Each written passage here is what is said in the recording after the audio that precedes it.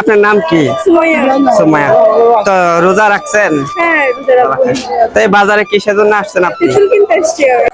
এ বাজারে তেঁতুল কি ভালো? তেঁতুলের দাম কত 130-40 কেজি? তো আমাদের ঢাকাতে 130 টাকা কেজি, তো এখানে পাহাড়ি অঞ্চলে তেঁতুলের চাষ করে এরা তো হচ্ছে এখানে তো গাছের দাম কেন? তেঁতুল, তো এই জন্য এখানে তেঁতুলটা অনেক ভালো।